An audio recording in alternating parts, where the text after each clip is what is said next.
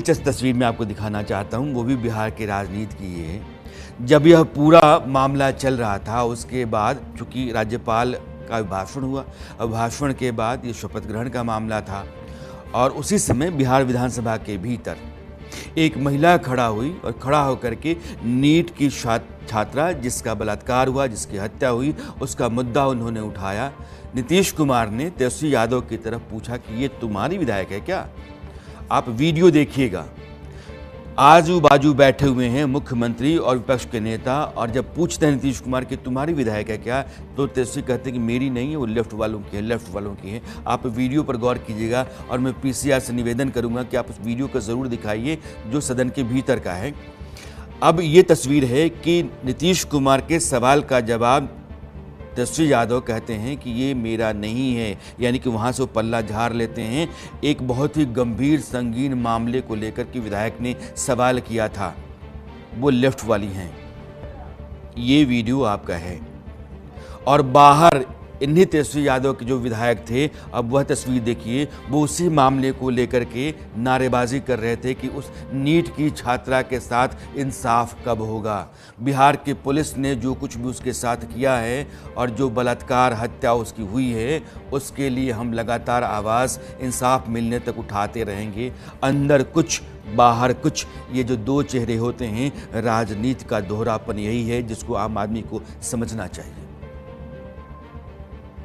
वो बच्ची जिसकी मौत और बलात्कार की जांच सीबीआई कर रही है, उस केस को बिहार पुलिस ने कहां पहुंचा दिया यह भी आप जानते हैं, लेकिन इसका जिक्र किए बगैर शायद मैं रह नहीं सकता हूं। नीट की तैयारी करने वाली बच्ची 6 तारीख को अपने हॉस्टल में मरी हुई पाई जाती है। जब बाद में पोस्टमार्टम रिपोर्ट आती है तो पता चलता है कि उसका बलात्कार हुआ, और उसके बाद फॉरेंसिक रिपोर्ट कहती है कि उसके स्पर्म जो है ना उसके कपड़े पर मिले हैं, उसकी हत्या भी हुई। यानी कि पोस्टमार्टम रिपोर्ट और फॉरेंसिक रिपोर्ट इस बात की तस्दीक कर रहे हैं कि उसकी हत्या हुई, उसका बलात्कार हुआ और उसके साथ बहुत जोर ज़्यादती की गई, क्योंकि घंटों तक लड़ने के कारण उसकी पीठ नीली पड़ गई। लेकिन बिहार का डीजीपी ये कहता है माँ बाप से बच्ची के कि तुम्हारी बच्ची ने खुदकुशी कर ली, यह मान लो। मामला सीबीआई के पास आ गया है, लेकिन जांच तो उन्हीं सबूतों और उन्हीं गवाहों और बाकी साक्ष्यों के आधार पर चलेगा या जांच बढ़ेगी जो वहां बच गए हैं।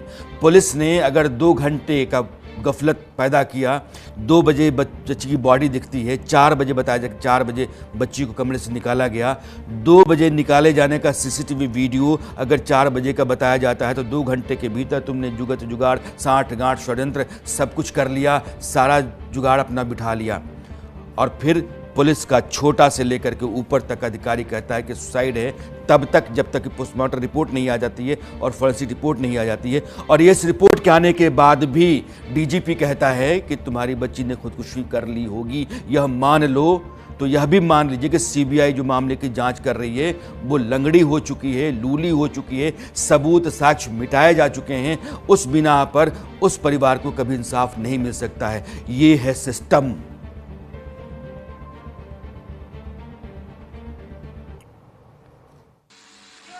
छात्रा का प्रकरण बोलते हुए कलेजा भर जाता है, आंखें भर आती है कि समाज की बेटी बहुत मुश्किल से आगे बढ़ती है महोदय, बहुत मुश्किल से आगे बढ़ती है। वो परिवार से लड़ती है, समाज से लड़ती है, तब वो आगे बढ़ती है। वो अपना सपना देखती है, वो डॉक्टर का सपना देख रही थी, डॉक्टर बनने का, और उसे जिस तरह से उसकी हत्या हुई है, जिस तरह से उसका बलात्कार हुआ है, पूरे सरकार को शर्मसार होनी चाहिए, मगर एक जिक्र तक नहीं है। आप बहुत आराम से कह देते हैं कि हमने सीबीआई जांच कर दी। सीबीआई जांच आपने किन परिस्थिति में किया है, उसका परिवार, उसकी मां जब बोलती है, सुने होंगे आप लोग भी, कलेजा फट जाएगा।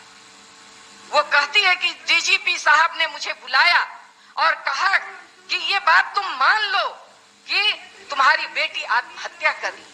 डीजीपी साहब है, कहते हैं कि तुम्हारी बेटी पढ़ती नहीं थी, तुम्हारी बेटी डायरी लिखती थी। नीट छात्रा का प्रकरण बोलते हुए कलेजा भर जाता है, आंखें भर आती है कि समाज की बेटी बहुत मुश्किल से आगे बढ़ती है महोदय, बहुत मुश्किल से आगे बढ़ती है, वो परिवार से लड़ती है, समाज से लड़ती है, तब वो आगे बढ़ती है, वो अपना सपना देखती है। वो डॉक्टर का सपना देख रही थी, डॉक्टर बनने का, और उसे जिस तरह से उसकी हत्या हुई है, जिस तरह से उसका बलात्कार हुआ है, पूरे सरकार को शर्मसार होनी चाहिए, मगर एक जिक्र तक नहीं है। आप बहुत आराम से कह देते कि हमने सीबीआई जांच कर दी। सीबीआई जांच आपने किन परिस्थिति में किया है? उसका परिवार, उसकी मां जब बोलती है, सुने होंगे आप लोग भी, कलेजा फट जाएगा। वो कहती है कि डीजीपी साहब ने। लड़कियां जब घर से बाहर निकलती हैं, माँ बाप के डर से लड़के निकलती हैं, समाज के ताने से जूझ कर निकलती हैं, सड़क पर बाजार में फप्तियों से लड़कर निकलती हैं। वो अपने लिए अपना मकाम बनाना चाहती हैं, वो अपने सपने को पूरा करना चाहती हैं, अपनी प्रतिभा, अपनी योग्यता, अपने सामर्थ्य के बूते अपनी जगह पाना चाहती हैं, पहचान पाना चाहती हैं। और इन बच्चियों के साथ अगर सिस्टम इतना वाहियात, दोयम दर्जे का घटिया हरकत करेगा तो भरोसा कैसे होगा? कोई माँ बाप अपनी बच्ची को मेडिकल की तैयारी के लिए घर से भेजने से पहले 100 बार सोचेगा कि उस बच्ची के साथ जो कुछ हुआ तो अलग है, लेकिन सिस्टम ने क्या किया? पुलिस जो खाकी वर्दी पहन करके हमारे भरोसे को हमारे साथ रखने का दावा करती है, उसने क्या किया? कोई बच्ची किसी हॉस्टल में अभी भी मुझे सुन रही होगी या कभी भी सुनेगी, उसको हर वक्त ये डर सताता होगा कि मेरे साथ अगर कुछ ऐसा हो गया तो मेरे माँ बाप को इंसाफ कैसे मिलेगा? जब सिस्टम भरोसे से बाहर चला जाता है तो उसको हम कहते हैं निठल्ला है, निकम्मा है, किसी लायक नहीं है, इसका रहना नहीं रहना बराबर है। लड़कियों के लिए जो व्यवस्था ज़मीन नहीं दे सकती, सुरक्षा नहीं दे सकती, उनके बढ़ने के लिए साधन संसाधन नहीं जुटा सकती, उस व्यवस्था को लानत भेजना लाजमी है। मैं नीतीश कुमार की सरकार ने, नीतीश कुमार ने बिहार में लड़कियों के पढ़ने, बढ़ने, लड़ने के लिए जितना कुछ किया है उसकी सराहना के साथ कह रहा हूँ। जो बातें बेहतर हैं वो बातें बेहतर हैं। जिन नीतियों ने, जिन योजनाओं ने बिहार में बच्चियों का जीवन बेहतर किया है, उनके सपनों को पूरा करने के लिए पंख दिए हैं, उन बातों की बधाई सरकार को। लेकिन जिस फैसले ने, पुलिस के जिस धतकर्म ने, जिस वाहियात मानसिकता ने उस बच्ची के साथ इंसाफ का रास्ता रोका है, उस पर लानत जरूर है।